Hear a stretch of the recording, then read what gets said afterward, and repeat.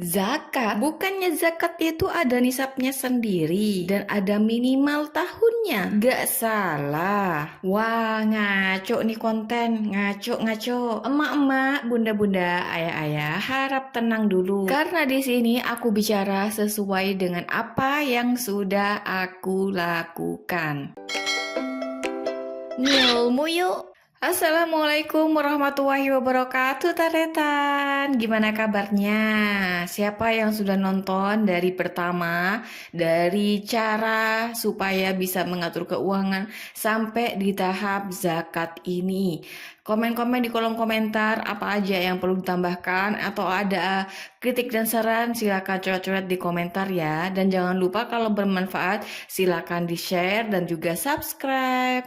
Oke, lanjut lagi. Kenapa harus ngebahas zakat di sini? Berdasarkan 5 langkah mengatur keuangan di awal tahun 2025, salah satunya yaitu membayar zakat. Nah, di sini siapa yang masih asing sama zakat? Pasti dengernya itu cuma zakat fitrah doang atau enggak zakat mal bagi yang sudah kaya atau sudah punya uang lebih. Nah, di sini aku mau ngajak teman-teman semua untuk sedikit memperbaiki itu. Kenapa harus ngeluarin zakat? Nah, berdasarkan cerita kemarin, itu tuh merupakan kewajiban bagi keluarga kami karena zakat itu merupakan hal yang wajib dikeluarkan untuk mencapai keberkahan. Tapi balik lagi di sini masing-masing aja ya. Kalau memang nggak cocok sama cara aku, silakan di skip. Silakan nggak usah riuh-riuh. Udah tinggalin aja kontennya nggak apa-apa. Mungkin konten lainnya cocok, tapi untuk ini nggak cocok nggak masalah. Tapi yang bagi penasaran, silakan dicoba dalam waktu 1 tahun aja ya, rutinitas ngeluarin zakat 2,5% dari apa yang sudah didapatkan. Nah, di sini aku mau cerita kalau aku tiap bulannya itu pasti ngeluarin zakat sebanyak 2,5% minimumnya, dan itu pasti aku keluarkan di awal sebelum aku keluarin jatah-jatah lain. Jadi untuk di awal itu pasti ada langsung tulisan zakat, dan ini tuh prioritas utama sebelum aku ngeluarin pengeluaran-pengeluaran lainnya seperti pengeluaran harian, mingguan, sampai bulanan hingga ke akhir tahunan gitu lah ya. Jadi ini tuh ada di paling atas, dan ini selalu aku catat untuk di awal bulan karena memang ini alokasi yang memang harus dikeluarkan selain pengeluaran-pengeluaran wajib. Dan di sini juga aku mau ngajak teman-teman kalau zakat ini merupakan tanda bukti syukur kita karena kita sudah diberi keberkahan melalui uang yang kita dapatkan di tiap bulannya. Uang yang sudah kita terima, masa sih kita harus hitung-hitungan dulu untuk nunggu 1 tahun atau gitu nunggu nisabnya dulu atau nunggu syarat-syaratnya dulu. Lah itu kayaknya terlalu gimana gitu ya. Kita itu sama kayak hitung-hitungan sama pemberian Allah. Padahal untuk rezeki itu bukan hanya dari uang saja ya. Seperti yang aku katakan kemarin, rezeki itu bukan cuma uang. Uang ini hanya segelintir kecil doang rizki yang diberikan dari Allah. Percaya nggak percaya teman-teman yang ada di sini, bunda dan ayah, silakan dicoba selama 1 tahun. Nah, untuk aku sendiri ada beberapa efek yang memang aku rasakan selama bertahun-tahun sampai detik ini. Dan ini pun juga dicontoh sama salah satu teman aku yang dimana dia itu juga ikut cara aku kayak gini. Dan alhamdulillahnya juga bukannya mau nyombongin diri. Salah satunya rezekinya itu terus bertambah di tiap tahunnya. Bahkan di pernikahan yang masih usia dini banget, dia itu diberikan kelancaran di setiap usaha rizkinya. Jadi menurut aku ngeluarin ngeluarin zakat ini gak bakal bikin kalian bokek ataupun tercekik. Yang ada keberkahan itu terus melimpah, dan secara gak langsung pun kalian juga dijauhi dari yang namanya hutang. Dan untuk penyaluran zakatnya silakan kalian berikan kepada yang berhak.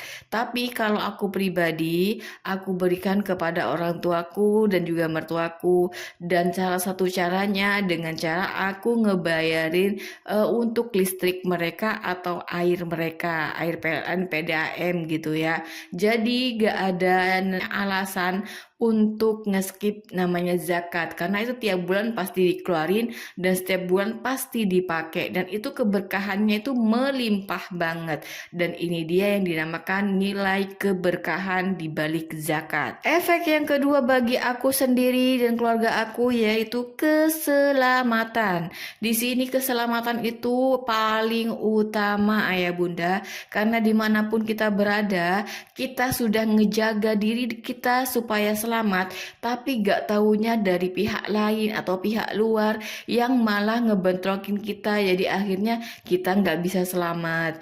Atau kalau di perjalanan ya, kita sudah jaga nih ya, kita sudah pakai helm, sudah pakai bener nih, SIM sudah lengkap, nggak taunya malah ditubruk dari belakang sama orang lain. Nah itu juga salah satu jalan keselamatan. Walaupun kita ditubruk, alhamdulillahnya kita nggak sampai lecet atau nggak sampai yang terlalu fatal gitu ya.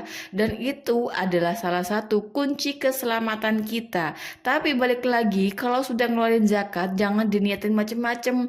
Udah lillahi ta'ala, ngikutin perintah, selesai.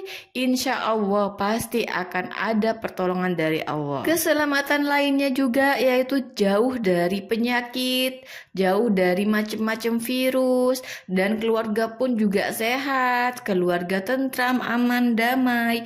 Jadi keselamatan itu bermacam-macam caranya dan gak akan bisa bunda-bunda dan ayah bayangkan sebelumnya.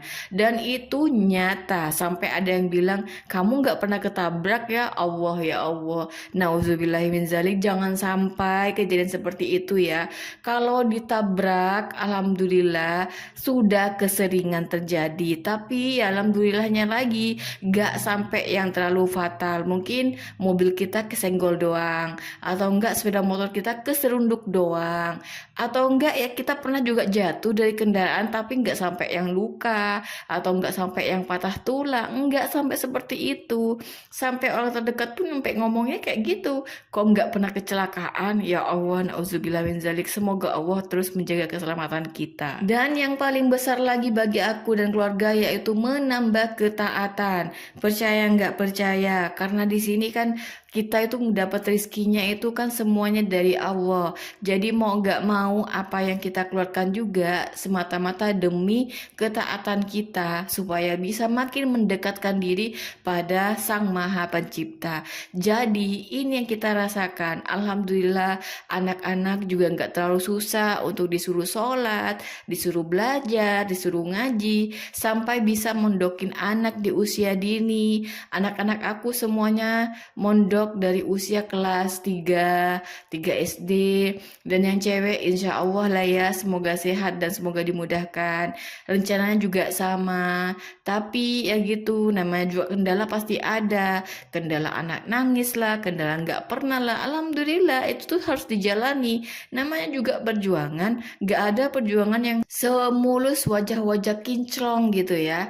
Tapi tetap aja namanya perjalanan, tetap aja ada batunya, ada cekungannya, ada gunjelakannya. Ya namanya juga hidup, mau gak mau harus dijalani. Dan alhamdulillah semuanya dijalani tanpa ada drama yang berlebihan. Jadi ayo bunda-bunda, gak usah banyak mikir lagi. Itu salah satu cara supaya kita bisa mendapatkan rezeki yang melimpah.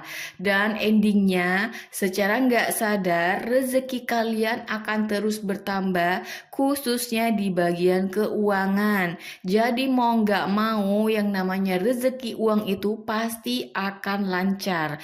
Dan percaya nggak percaya, bukan hanya dari satu sumber, pasti akan ada beberapa titik yang kalian nggak sangka. Tahu-tahu dapat inilah, tahu-tahu dapat itulah, tahu-tahu kabar inilah, kabar itulah. Dan itu tuh menjadi rezeki yang nggak tertukar, yang nggak bisa ditukar dengan apa aja. Jadi teman-teman gak usah banyak mikir, hayu dicoba tahun 2025 ini, dicoba keluarin zakat 2,5% dan buktikan di awal tahun depan di 2026. Jadi sudah jelas ya semuanya apa bedanya sedekah sama zakat. Jadi yang mau sedekah silakan monggo, yang mau ikut cara aku silahkan monggo.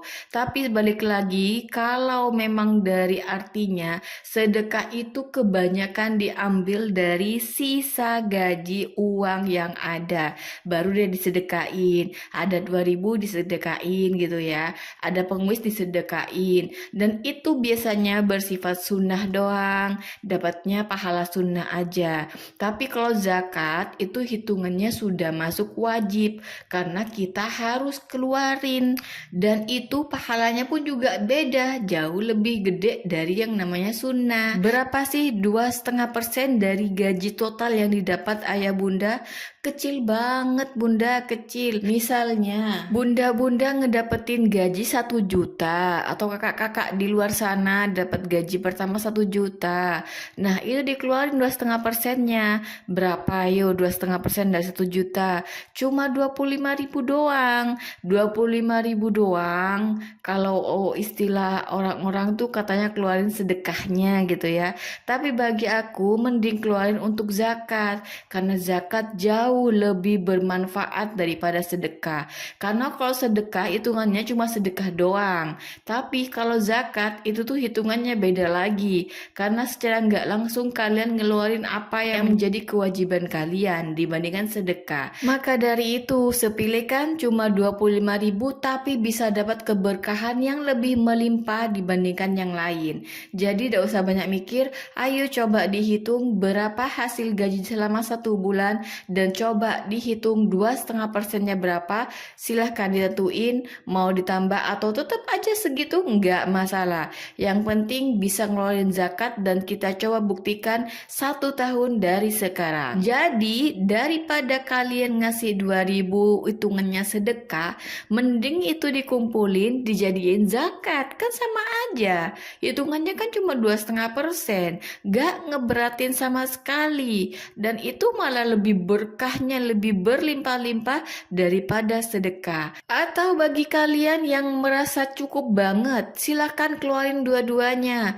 Zakat di paling depan utama harus dipisahin, kemudian sedekah kalau ada sisa lagi bisa juga. Jadi dua-duanya dilakuin itu malah lebih luar biasa.